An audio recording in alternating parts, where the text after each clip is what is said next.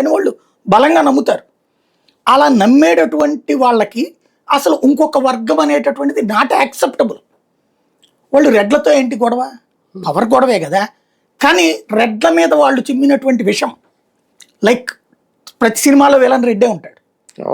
Hero రెడ్లు తక్కువ, villain రెడ్లు ఎక్కువ. Hero Reddy కూడా నరుగుతూనే ఉంటాడు.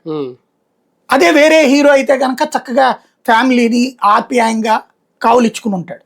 అది వాళ్ళకు ఒక సిస్టమేటిక్గా నడిపినటువంటిది. అంటే వాళ్ళు అనుకున్నటువంటి భావజాలాన్ని ప్రజల్లోకి తీసుకెళ్లడంలో సక్సెస్ అయ్యారు. రెడ్లంటే క్రూరులు, వీళ్ళంటే దైవాంశ సంభూతులు, ఉద్యోగాలు ఇస్తారు, ఉపాధి ఇస్తారు, అసలు సమాజాన్ని కాపాడేటటువంటి దైవాంశ సంభూతులు అనేటటువంటి ఆ స్టేజిలో మధ్యలో వచ్చి పడినోడు వంగవీటి రంగ. అతను జట్టు కట్టడం ఎప్పుడైతే చేశాడో అనూహ్యమైనటువంటిది వీళ్ళకి.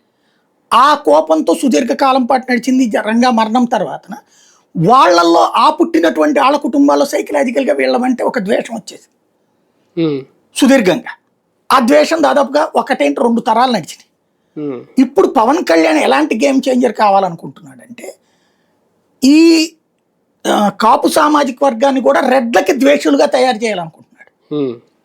కమ్మ సామాజిక వర్గానికి అనుకూలంగా రెడ్లకి ద్వేషులుగా తయారు చేయాలి శాశ్వతంగా. ఈ తరంలో ఈయన మాట్లాడే మాట ఈయన వీళ్ళ బిడ్డలకు వస్తుందిగా. మళ్ళీ 2 తరాలుగా కమ్మ కాపు సామాజిక వర్గాల మధ్య వచ్చిన సంఘర్షణ వాతావరణాన్ని మీరు తప్పుకోండిరా, అటు రత్నకుమారి చెప్పింది, రాధా చెప్పాడు, ఏం